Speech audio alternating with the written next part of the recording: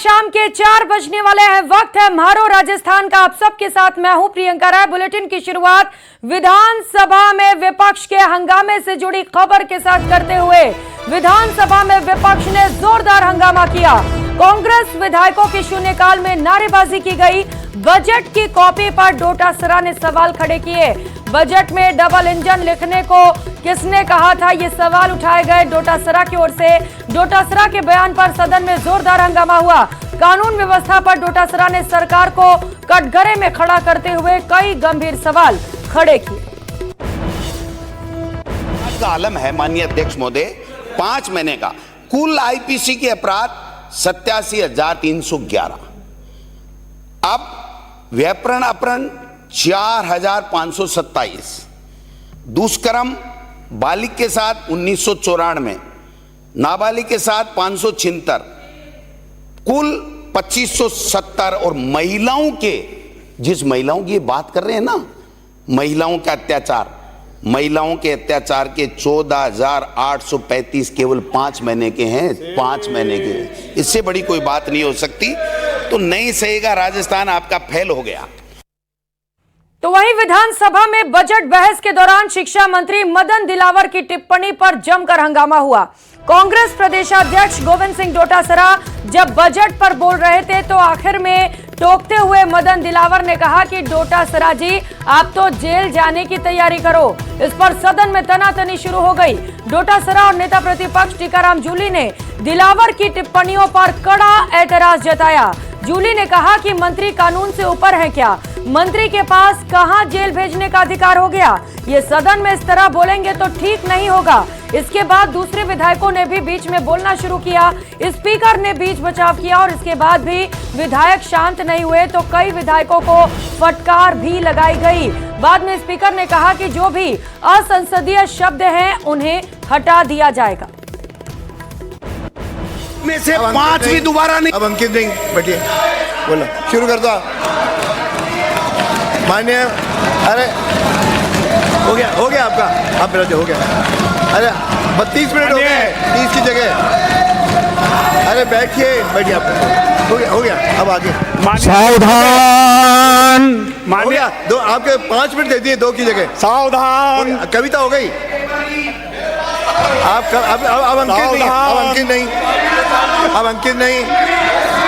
अब अंकित नहीं होगा। आपने भाषण समाप्त हो गया। मैं विद्वान स्पीकर साहब, अब आप बैठिए। डोटासरा साहब आप रहने दीजिए। जेल की, अरे बैठिए, जेल की तैयारी करो गोविंद सिंह डोटासरा जी। जेल की तैयारी करो, जेल की। दोनों बैठिए, डोटासरा जी और माननीय मंत्री दोनों बैठिए। ठीक है, बैठिए। अगर जेल जाने के बाद बैठिए, आप डिस्टर्ब, आपके पास सुप्रीम पावर है क्या मंत्री? आपका कानून से ऊपर है क्या मंत्री? जो मर्जी कहेगा। बैठिए। ऐसे कैसे कह रहा है? बैठिए। ऐसे कैसे कह रहा है? ऐसे कैसे कह रहा है? ये बेलगाम और जो मर्जी जो बोल रहे हैं। हो गया। अब आप बैठिए, आप सीट पे जाइए। अभी जाने वाले हैं सब। ये एक्सपंज करवाओ, सब ऐसी बातें कह रहे हैं। मैं सारी अभी जाने वाले हैं। होगी। बैठिए। आपको सवेरे से आपको ज्यादा करंट आ रहा है क्या? अभी जाने वाले हैं। ये बर्दाश्त नहीं होगा। जाइए उधर जाओ। I will name you mister Rohit Bora. इनको बाहर निकालूंगा अभी। बाहर अंदर जाइए, वेल में जाओ।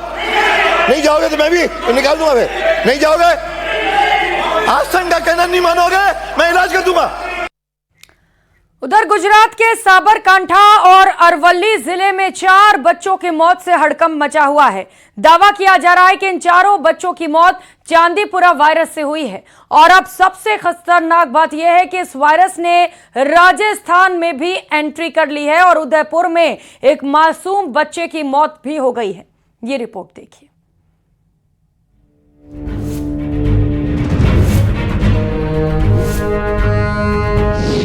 राजस्थान पहुंचा खतरनाक वायरस, दिमाग में सूजन और हो जाती है मौत।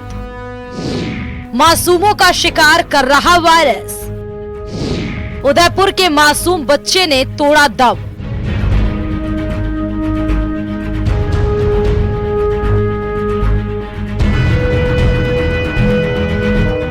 खतरनाक वायरस जो 14 साल से कम उम्र के बच्चों की जान ले रहा है।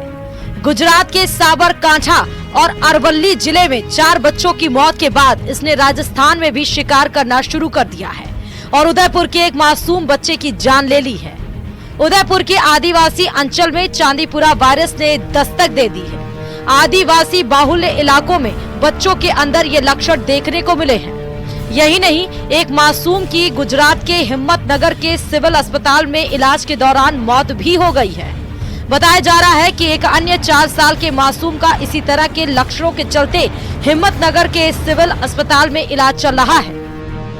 राज्य सरकार से सूचना प्राप्त हुई थी कि हमारे उदयपुर जिले के जो हैं वो 2 केसेस खेरवाड़ा और नया गांव क्षेत्र के वो गुजरात में एडमिट हैं और उनके सिम्टम्स जो हैं वो चांदीपुरा वायरस से मिमिक करते हैं। उसके लिए उन्होंने वहाँ पे जो है ब्लड जो सीरम सैंपल है वो लेके आगे NIV पुणे में भिजवाया है, जिसकी रिपोर्ट आना भी बाकी है। और यहाँ प्रिवेंटिव मेजर्स के तौर पे हमने अपना सर्वे कार्य जो है वो किया और जो है जिला स्तर पे IDSP टीम CMHO साहब के निर्देशानुसार हम फील्ड में जाके दोनों ही केसेस में, एक जो है बलीचान में मोडीपुरा गांव में और एक हमारा नया में आखीवाड़ा में, और उस जगह पूरा हमने सर्वे कराया है।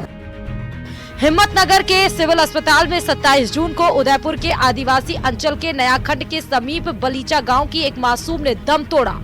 हालांकि उस दौरान मामले को गंभीरता से नहीं लिया गया, लेकिन उसके बाद गुजरात के कुछ और बच्चों ने इलाज के दौरान दम तोड़ा, जिनमें चांदीपुरा वायरस के लक्षण पाए गए। चांदीपुरा वायरस से लगातार बढ़ रहे मौत के आंकड़ों ने आदिवासी अंचल में हड़कंप मचा दिया है। तो वहीं बाबलवाड़ा क्षेत्र में भी एक 4 वर्षीय मासूम में चांदीपुरा वायरस के लक्षण पाए गए और फिर उसे भी हिम्मतनगर के सिविल अस्पताल में भर्ती कराया गया।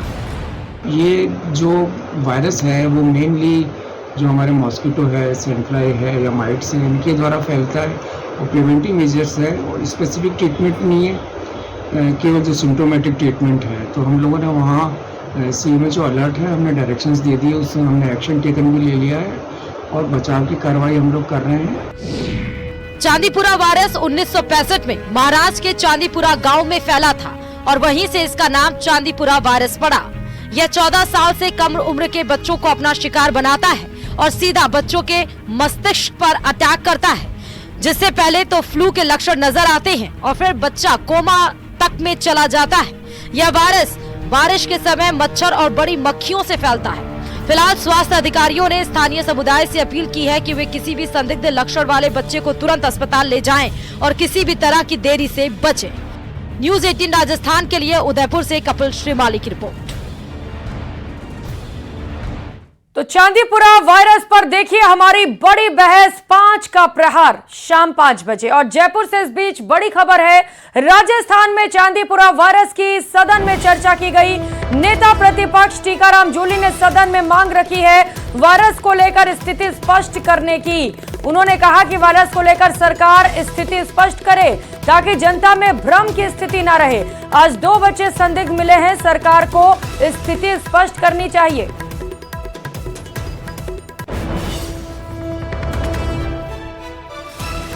तो राजस्थान में चांदीपुरा वायरस की सदन में भी चर्चा हुई है। वायरस को लेकर स्थिति स्पष्ट करने की मांग विपक्ष की ओर से रखी गई। जब सदन में कई मुद्दे गूंजे तो चांदीपुरा वायरस का मुद्दा भी गूंजता हुआ सुनाई दिया।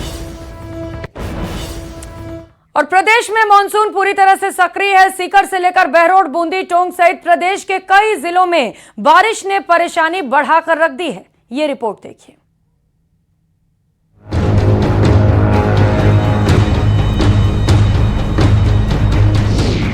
बारिश, जल भराव, बाढ़ और अलर्ट। 30 जिलों में बारिश बढ़ाएगी परेशानी। 8 जिलों में झमाझम बरसेगा मेघा। सड़क, घर, दुकान में भी पानी ही पानी।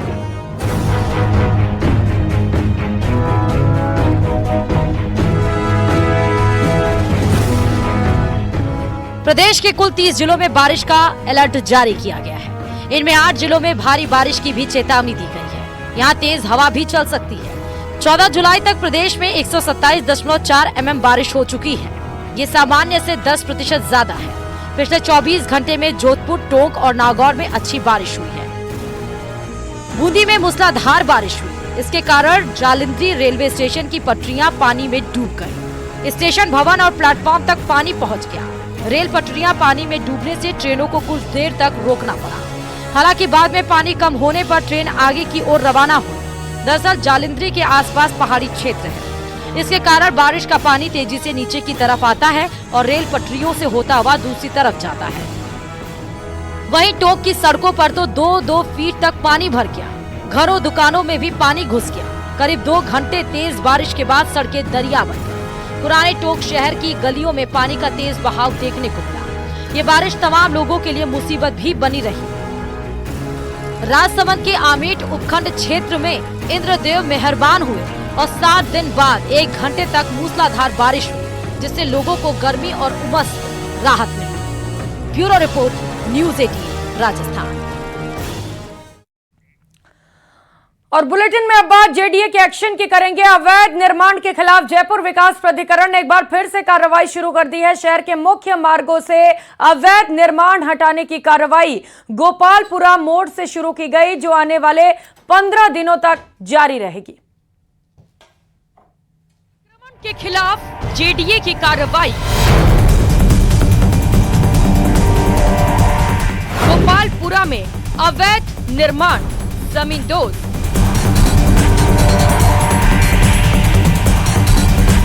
अगले 15 दिन ताबड़तोड़ गरजेगा बुलडोजर। ये तस्वीरें हैं गोपालपुर बाईपास की, जहां से जेडीए ने अवैध निर्माण के खिलाफ एक बार फिर मोर्चा खोला है। जयपुर में बीते दिनों न्यू सांगानेर रोड और पृथ्वीराज नगर इलाके से अवैध निर्माणों को ध्वस्त करने के बाद जेडीए ने अब शहर के मुख्य मार्गों से अवैध निर्माण के खिलाफ कार्रवाई शुरू की है। आने वाले 15 दिनों तक ये ड्राइव यूं ही जारी रहेगी। आपको बता दें, ये कार्रवाई यूडीएच मंत्री झाबर सिंह खर्रा के निर्देशन पर हो रही है, जिन्होंने 9 जुलाई को अधिकारियों को अवैध निर्माण के खिलाफ कार्रवाई के निर्देश दिए थे। शहर से अस्थायी अतिक्रमण हटाने की कवायद है। अभी हमने आज से ये अभियान चालू किया है और 30 तारीख तक का टारगेट अभी रखा है। इसमें जो शहर की मुख्य सड़कों पर अस्थायी अतिक्रमण है, उनको हटाने का अभियान है। माननीय मंत्री महोदय ने अभी जेडीए में मीटिंग ली थी, जिसमें निर्देश प्रदान किए गए थे। तो मंत्री महोदय के आदेशों की अनुपालना में और आयुक्त महोदय के निर्देशन में ये कार्रवाई आज से हम प्रारंभ कर रहे हैं। गोपालपुरा मोड़ से और गुजर की थड़ी तक आज करीब 3-3.5 किलोमीटर का जो स्ट्रेच है, इसमें अस्थायी अतिक्रमण हटाए जाएंगे। गोपालपुर बाईपास से शुरू हुआ अवैध निर्माण के खिलाफ अभियान शहर की 11 प्रमुख सड़कों के अतिक्रमण का सफाया करेगा, जिसके बाद सड़कों पर आने जाने वालों की राह आसान होगी। हालांकि गोपालपुरा बाईपास पर सबसे ज्यादा अवैध कोचिंग चल रहे हैं, जिन पर फिलहाल कोई कार्रवाई नहीं की जाएगी। ऐसे में जेडीए प्रशासन की दोहरी कार्रवाई पर व्यापारियों से लेकर आमजन में आक्रोश है।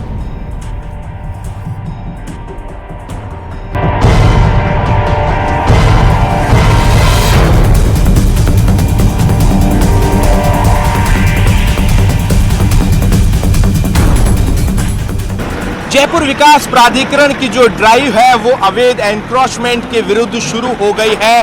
जेडीए ने आज गोपालपुरा बाईपास से अवैध अतिक्रमण को हटाना शुरू किया है। इसके पीछे मुख्य ये कारण है कि जो सड़क सीमा के अंदर जो अवैध अतिक्रमण आ रहे हैं उन्हें हटाया जाए, जिससे यहाँ के जो राहगीर हैं, जो यहाँ का जो ट्रैफिक है वो सुगम हो सके, लोगों को आवाजाही में किसी भी तरीके की परेशानी नहीं हो। इस वजह से इन अवैध अतिक्रमणों को हटाया जा रहा है। तस्वीरों के अंदर आप देख सकते हैं कि गोपालपुरा बाईपास से जयपुर विकास प्राधिकरण की जो ड्राइव है वो शुरू हो गई है। आगामी 15 दिनों तक इसी तरीके से शहर के मुख्य मार्गों, मुख्य बाजारों से अवैध जो अतिक्रमण है वो हटाए जाएंगे। न्यूज़ 18 राजस्थान के लिए सहयोगी अविनाश शर्मा के साथ रोशन शर्मा की रिपोर्ट। उधर जयपुर ग्रेटर मेयर सौम्या गुर्जर अचानक हिंगोनिया गौशाला के निरीक्षण के लिए पहुंची और इस दौरान गायों के बाड़े में गंदगी देख मेयर सौम्या गुर्जर ने प्रबंधन समिति को फटकार लगाई।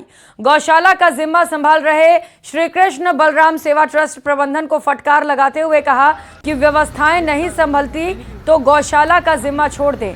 गाय माता की सेवा प्रॉपर करवाई जाने की व्यवस्था सुनिश्चित की जाए। साथ ही बाड़ों में रेगुलर साफ सफाई के ख्याल रखने के भी निर्देश दिए गए।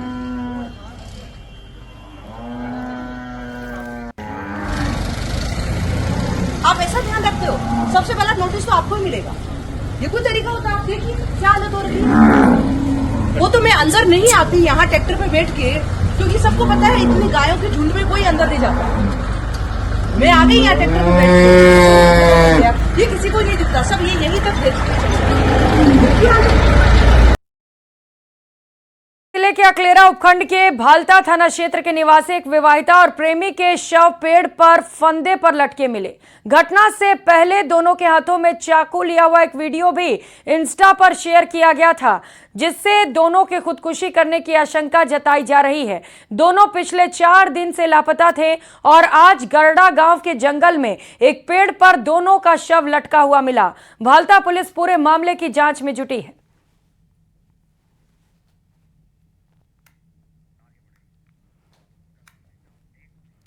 खबर कोटा ग्रामीण से है, जहां पर इटावा के गैंता रोड पर करंट लगने से एक विद्युत कर्मचारी की मौत हो गई। कल फीडर पर काम करते समय करंट की चपेट में आकर वो नीचे गिर गया, अचेत हो गया। जीएसएस पर अन्य कोई स्टाफ नहीं था। करीब 2 घंटे बाद अन्य स्टाफ को जानकारी मिली। वहीं इटावा थाना पुलिस मामले की जांच कर रही है। 20 लाख रुपए के मुआवजा और सरकारी नौकरी देने की मांग को लेकर परिजनों ने विद्युत विभाग के कर्मचारियों के सामने मोर्चरी के बाहर प्रदर्शन भी किया। लगभग 10-12 साल से गवर्नमेंट कर्मचारी है, सरकारी कर्मचारी है, जो पहले तो ये कोटा था, इसके बाद अभी इसको शायद 2-3 साल से इटावा लगाया हुआ है ना। तो इसको जब से ड्यूटी लगाया हुआ है 48 घंटे की इनसे अधिकारी ड्यूटियाँ करवा रहे, ना तो इनके पास कोई इक्विपमेंट की सुविधा दी जाती, न किसी प्रकार से इनका ड्यूटी रोस्टर है, न अगर कोई कर्मचारी किसी भी तरीके से गिर जाता है या कोई करंट आ जाता है तो न तो वहाँ कोई जिम्मेदार आदमी उसके साथ में, न उसको एक आदमी बैकअप के रूप में दिया जाता है। वहीं हिंडौन के करसौली गांव में स्थित महात्मा गांधी राजकीय उच्च माध्यमिक विद्यालय को इंग्लिश मीडियम से हिंदी मीडियम करने की मांग को लेकर ग्रामीणों और छात्र छात्राओं ने विद्यालय पर ताला लगाकर प्रदर्शन किया।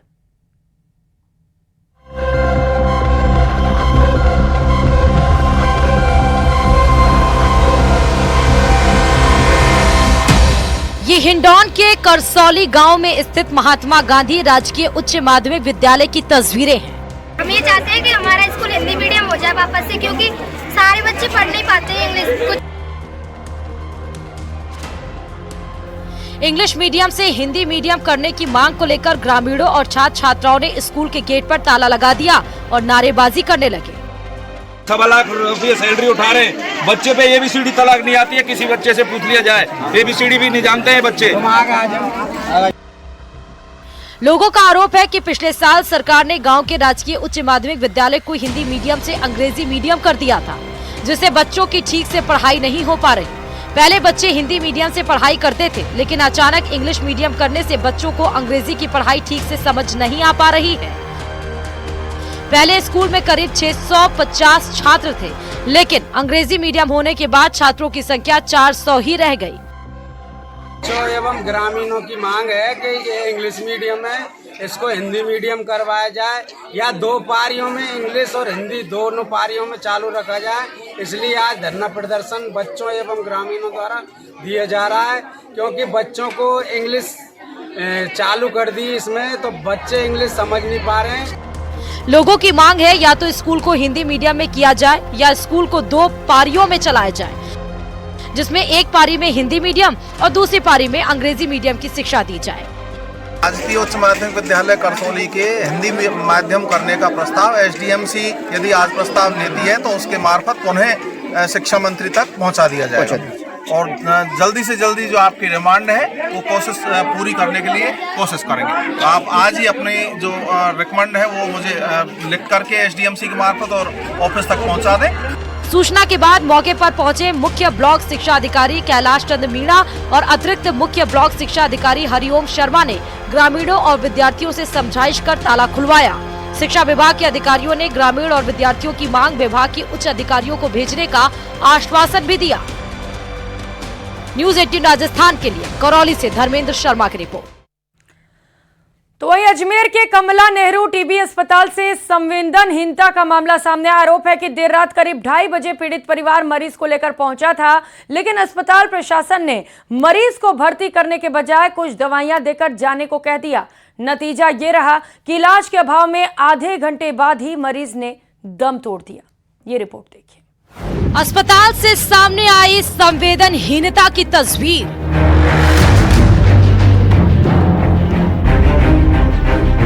इलाज के अभाव में मरीज ने तोड़ा दम।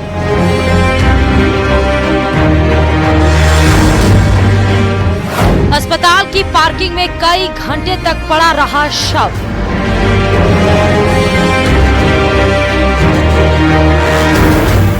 करीब 8 घंटे तक कमला नेहरू टीबी अस्पताल की पार्किंग में रामलाल का शव पड़ा रहा। पति की मौत के बाद पत्नी भी बेसुध हो गई, लेकिन ना तो अस्पताल का दिल पिघला, ना ही पुलिस प्रशासन मौके पर पहुंचा। मामला जब मीडिया की सुर्खियों में आया, तब जाकर पुलिस और अस्पताल प्रशासन की नींद टूटी। पीड़ित परिवार को समझा बुझाकर शव सौंपा गया। दरअसल परिवार अस्पताल प्रशासन पर लापरवाही का आरोप लगाते हुए कार्रवाई की मांग कर रहा था। आके जगह ट्रीटमेंट करे तो वो देख कर वो 2 शीशे दिए पीने की, तो बाहर ले जाना, यार हॉस्पिटल में रखना। एडमिट नहीं करा? नहीं करा एडमिट। तबीयत ज्यादा खराब थी? हाँ, तबीयत ज्यादा खराब थी। सुबह भी जाके सोता, सुबह भी 6 बजे तक। दरअसल अमरगढ़ का रहने वाला रामलाल भील का परिवार उसे गंभीर देर रात करीब 2:30 बजे जीएलएन अस्पताल लेकर पहुंचा था, जहां से कमला नेहरू टीबी अस्पताल में रेफर कर दिया गया। आरोप है कि कमला नेहरू अस्पताल में मरीज को भर्ती करने के बजाय दवाएं देकर घर जाने को कहा, जिसके बाद परिवार अस्पताल की पार्किंग में बैठ गया, जहां मरीज ने आधे घंटे बाद ही दम तोड़ दिया। फिर तो या बाहर ले जाओगे इसको, या आसपास में रिश्तेदार में ले जाओगे, तुम्हारा रिश्तेदार में ले जाओ, या नहीं रखना। सुबह 8 बजे लेकर आना। देखा भी नहीं इनको? नहीं देखा है, देखा है। और क्यों बाद में 8 बजे ले आना, डॉक्टर 8 बजे आएगा। पीड़ित परिवार ने मरीज की मौत के लिए अस्पताल प्रशासन को जिम्मेदार ठहराया और कार्रवाई की मांग की। हालांकि परिवार की मांग पर बिना पोस्टमार्टम के शव सौंप दिया गया। कैजुअलिटी वार्ड में ले गए थे, टीबी का मरीज होने का टीबी अस्पताल में भिजवा दिया था। टीबी अस्पताल वालों ने दवाई दे के फ्री कर दिया। बाहर आके बैठे थे तो ज़्यादा कुछ गड़बड़ होने के कारण से बाहर ही उनकी मौत हो गई। जिन परिवार वालों को पूछा तो उन्होंने बताया कि भाई हम इलाज करवाने के लिए आए हैं और बिना पोस्टमार्टम भी इसको ले जाना चाहते हैं, क्योंकि हमारी इसकी मौत की कोई शक शुबा नहीं है, ये इसके पुरानी बीमारी थी। इलाज के अभाव में एक मरीज ने अस्पताल की पार्किंग में तड़प कर दम तोड़ दिया। बेबस परिवार देखता रह गया।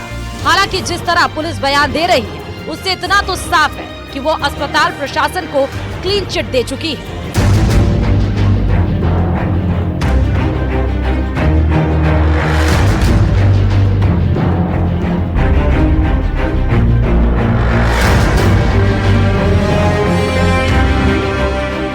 अजमेर के जेएलएन अस्पताल स्थित टीबी अस्पताल में देर रात को एक मरीज की मौत हो गई।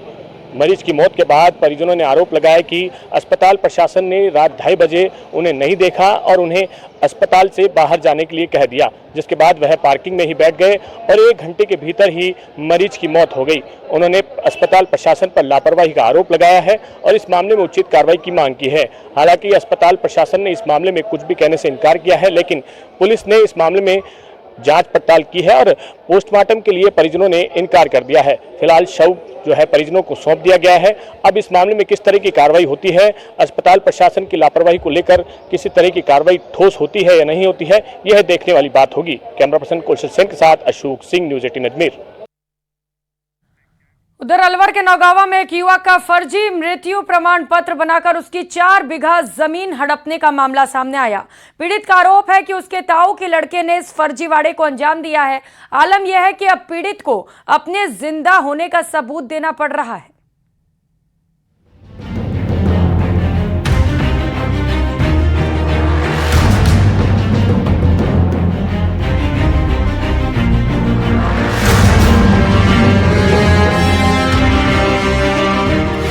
अपनों ने ही किया भरोसे का कत्ल। फर्जीवाड़ा कर बेची 4 बीघा जमीन। चचेरे भाई का बनवाया फर्जी मृत्यु प्रमाण। गफ्फार मोहम्मद नाम का ये वही पीड़ित शख्स है जिसका फर्जी मृत्यु प्रमाण पत्र बनाकर उसकी 4 बीघा जमीन को उसके ही रिश्ते के भाई ने बेच दिया।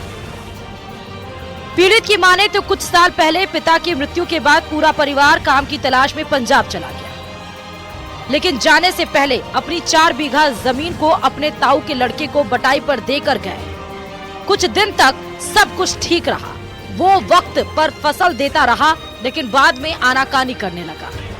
अपनी चीज़ को घाटों पे देके चले गए थे और उसके बाद बीच बीच में हम आते रहे और अपना बाटा लेके जाते रहे। उसके बाद जब हम दोबारा फिर आए यहाँ 2023 में, तो मेरे भाई ने मतलब हमको ये कह दिया कि तुम्हारा यहाँ कुछ नहीं है भैया, ज़मीन भी। इस बुलेटिन में फिलहाल